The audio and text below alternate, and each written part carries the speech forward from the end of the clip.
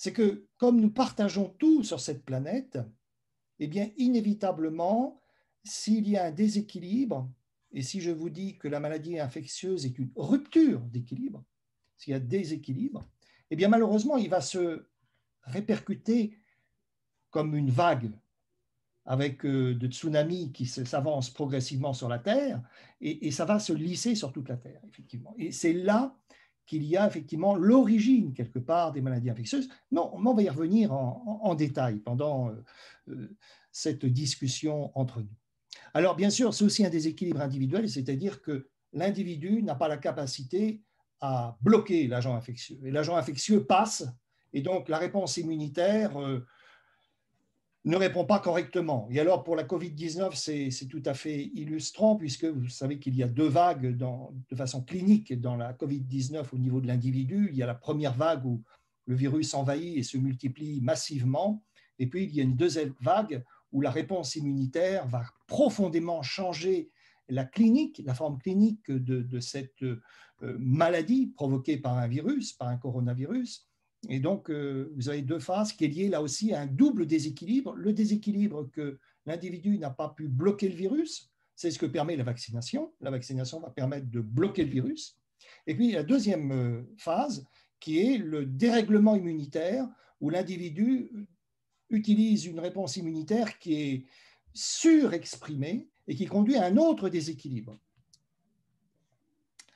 Alors, dans quel monde sommes-nous? Pour comprendre un petit peu cette dynamique des maladies infectieuses, il faut que nous essayions de méditer dans quel monde sommes-nous. Et je vous prends cette image que j'avais prise il y a quelque temps sur la plage, une des plages de Shanghai, où il y a ce partage animal-homme, et en particulier animal domestique et homme, dans un environnement où il y a de l'eau, où l'eau est un facteur de vie essentiel au niveau de la surface du globe.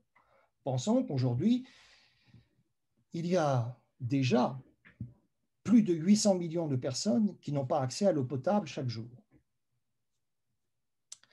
Alors, si on veut regarder d'un peu plus près dans quel monde on vit, il faut qu'on essaye de voir également quelle biomasse nous entoure. À l'illustration de cette image de la plage de Shanghai, on va essayer maintenant de décortiquer quelles sont les grandes biomasses sur la Terre, et on verra après la dynamique des agents infectieux dans ces biomasses.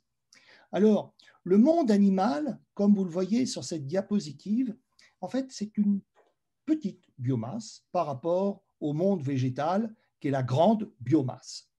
Et puis, le monde des bactéries et des virus est également significatif, et ça, c'est en poids. Alors, quand on imagine qu'un virus, c'est tout petit, petit, petit, par rapport à un homme, et que l'on a déjà cette biomasse qui est supérieure en virus à tout le monde animal, hein.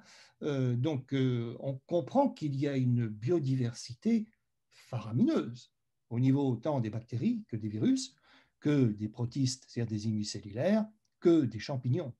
Donc, vous avez une énorme biomasse et dans lequel, effectivement, vous comprendrez tout de suite que s'il y a un dérèglement qui se fait au niveau de ces biomasses, effectivement, les atteintes au niveau de cette biomasse animale peuvent se faire. Donc, c'est effectivement, si on réduit cette biomasse de façon significative de plantes, néanmoins, elle sera remplacée par autre chose. Et donc, cette autre chose peut-être pas forcément en équilibre et peut conduire à d'autres déséquilibres. Alors, si on fait un zoom maintenant sur la biomasse animale. Sur la biomasse animale, vous avez des grands blocs qui sont bien sûr les arthropodes, les nématodes.